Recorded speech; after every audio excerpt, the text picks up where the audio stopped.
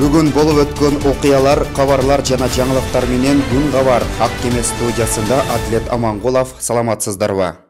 Кыргызстанда коронавирус менен күрөшүү үчүн медицина кызматкерлерин даярдоо жана кайра даярдоо курстары өзгөлтүксүз уланууда. Бул тууралуу республикалык акчам штабтын жыйынында премьер-министр Кубатбек Боронов маалымдады. Эске салсак, күз айларында кайталанышы мүмкүн делген коронавирустун экинчи толкунуна өкмөт даярдык көрүп, анын алкагында вирус менен күрөшүү үчүн адистерди окутуп жатышат. Мында башка адистиктеги дарыгерлер коронавирусту жана пневмонияны дарылоону үйрөнүшөт. Өзгөчө азыр Кыргызстанга инфекционист, кардиолог, терапевт, лаборант жана эпидемиологдор талап кылынууда. Мейли ал стоматолог же ортопед болсун, бирок зарыл болгон учурда окуудан өтүп бекитилген протоколдорго ылайык дарылоого даяр турсун. Алгачкы медициналык санитардык кызмат көрсөтүү адистерин жаңы клиникалык протоколдорго ылайык дарылоого онлайн режимде окутуу иши күчөтүү зарыл. Протоколдорду туура пайдалануу жана тийиштүү дарылоону камсыздоо абдан маанилүү, деди өкмөт башчы Кубатбек Боронов. Боронов лаборант жана врачтардын кадр резервин сапаттуу даярдыктан өткөрүүнүн маанилүүлүгүн баса белгиледи. Өзбекстандын аймагында жүргөн чет өлкөлүктөрдүн визасы автоматтык түрдө 1 ноябрга чейин узартылды. Бул тууралуу өлкөнүн туризмди өнүктүрүү комитети билдирет. Виза мөөнөтү өтүп кеткен чет элдиктерге айып салынбайт. Коронавирус пандемиясына байланыштуу өзбек бийлиги марттан тартып темир жол жана авиа каттамдарын токтоткон. Июлдан бери карантин чаралары кайра күчөтүлүп, 15 августка чейин узартылган. Өкмөт ага чейин күндүк жаңы катталган учурлар 400дөн ашпаса чектөөлөрдү жумшартууга даяр экенин билдирген. Москванын полициясы шаардык метродо бет капсыз же мээлейсиз жүргөндөргө кайрадан айып сала баштады. Коомдук транспортко байкоо жүргөзүү 1-2 августтан тартып күчөтүлгөн. ТАСС маалымат агенттиги күч түзүмдөрүндөгү булактарына таянып кабарлады. Акчалай жазанын өлчөмү 5000 рубльга чейин болот. Коронавирус пандемиясына байланыштуу 12 майдан тартып Орусиянын борборунда бет кап жана мээлей менен жүрүү милдеттендирилген. Ошол эле учурда ачык жерлердеги коомдук жайларда бет капсыз жүрүүгө болот. 4 августтагы статистика боюнча Орусияда коронавирус жуккан аныкталгандардын саны 860 миңден ашкан. Алардын дээрлик 3/4 Москва шаарына туура келет. Кыргызстандын Орусиядагы элчилиги кызматкерине карата күч колдонуу болгонун билдирди. Бул тууралуу маалымат мекеменин расмий сайтына 3 августта жарыяланган. Анда айтылгандай, 31 июлда белгисиз бир аял элчиликтен күзөт кызматкерине кол көтөрүп мазактаган чагымчыл мүнөздөгү бул окуя мекеменин видео көзөмөл камераларына далил катары тартылып алынган. Элчилик кызматкерлерине карата мынтип кол салгандар буга чейин дагы болгонун белгилеп, мыйзам бузгандар жоопко тартылышы ыктымал экенин эскертти. Дипломатиялык өкөлчүлүк 31 июлдагы окуя Москванын Якиманка ички иштер бөлүмүндө каттоого алынганын кошумчалады жана буга чейин РЕН-ТВ каналы элчиликтин кызматкери бир аялды сабады деп тарткан маалымат чындыкка дал келбей турганын белгилешти. Автокырсыкка кабылып ооруканада дарыланып жаткан Ырчасыл Кадырбекова ооруканадан үйүнө чыкты. Бул тууралуу травматология жана ортопедия илими изилдөө борборунун директору Сабырбек Жумабеков билдирди. Анын айтымында Ырчынын ден соолугу учурда жакшы. 10 күн мурун ооруканадан чыккан, үйүндө дарылануусун улантып жатат, деди Сабырбек Жумабеков.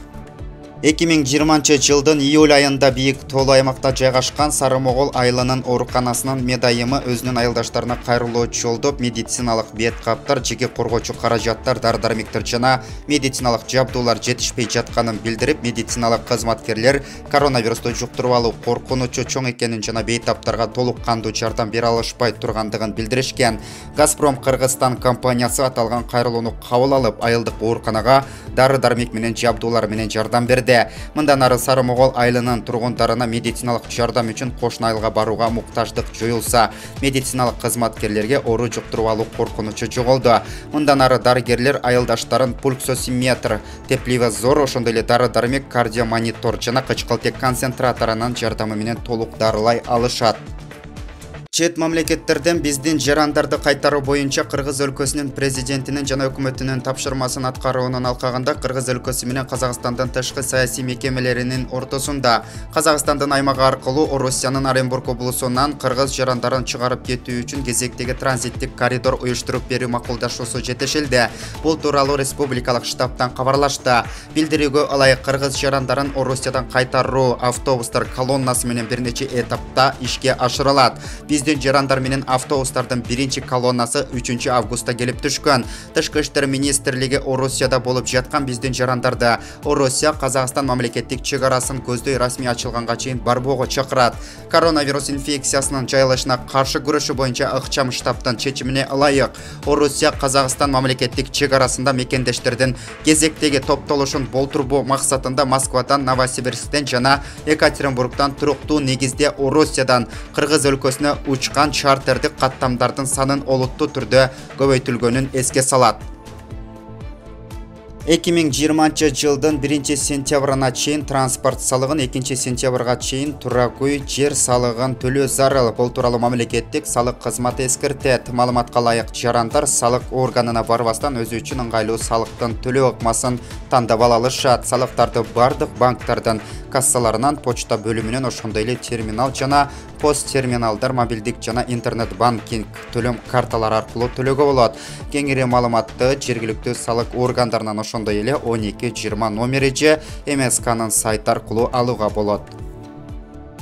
Бишкек шаарында коомдук унаалардын иш тартиби узарды. Эми автобус, троллейбус жана маршруттук таксилер таңкы саат 7:00дөн 11:00гө чейин жана түшкү 2ден түнкү 11:00гө чейин каттайт. Коомдук унаалар ар бир каттам сайын салонду дезинфекциялап, айдоочулар менен жүргөнчүлөр бет кап жана медициналык мээлей кийиши зарыл. Дем алыш күндөрү коомдук унаалар мурдагыдай эле каттамдарга чыкпайт.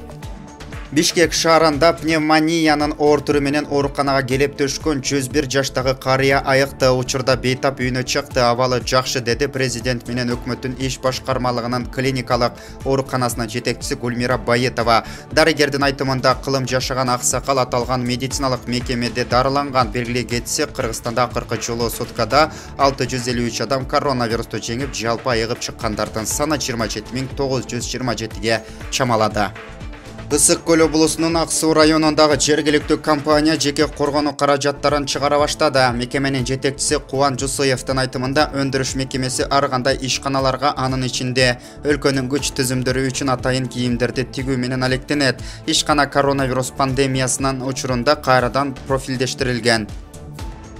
Обсервация жана госпиталда жаткан жарандардын тамак ашына 38 миллион сом сарпталды. Бул тууралуу өзгөчө кырдаалдар министри Самирбек Аскаров билдирди. Анын айтымында жалпы санан 33 миң жаранга 779 миң порция тамак берилди. Мындан тышкары обсервация жана госпиталдык жайларды даярдоо, дезинфекциялоо иштерин жүргүзүү, бейтап жана медицина кызматкерлерин 3 маал тамак менен камсыз кылуу, гуманитардык жардамдарды кабыл алуу, аларды сактоо жана жерине жеткирүү кызматтарына ведомство жооптуу болот деп билдирет. Кыргызстанга Кытайдан кычкылтек концентраторунун дагы бир партиясы жеткирилди. Өкмөттүн аппаратынын маалыматтык камсыздоо бөлүмүнөн билдиришкендей, жаңы 78 аппарат республикалык бюджеттен эсебинен сатылып алынган. Жабдуулар аймактарга бөлүштүрүлөт. Учурда алар саламаттыкты сактоо министрлигине өткөрүлүп берилди. Ушул жумада дагы 350 аппарат келери күтүлүүдө. Жалпысынан Кыргызстан Кытайдан 2000 кычкылтек концентраторлорун сатып алган. Сауд Аравиясынын Мекке шаарында быйылкы жылык сапар аягына чыкты. Коронавирус пандемиясына байланыштуу чектөөлөрдөн улам бул рет зыяратка жергиликтүү жана чет өлкөлүк 10 миң гана адам катыша алды. Каба ташын айлануу учурунда дагы аралыкты сактоо талабы коюлду.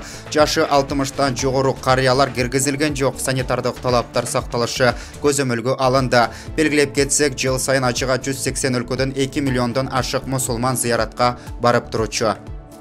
Кыргызстан мектептеринде мугалимдер жетишсиз. Орто билим берүү мекемелерине 2250 педагог талап кылынат. Бул тууралуу билим берүү министрлигинин басма сөз кызматынан кабарлашты. Маалыматка ылайык, кадрлардын жетишсиздиги учурда Чүй, Жалал-Абад жана Ош облустарында, ошондой эле Бишкекте курчуп турат. Ал эми Талас жана Нарын облустарында вакансия аз. Жалпысынан өлкөдөгү 2200 мектепте 78 миң мугалим эмгектенет.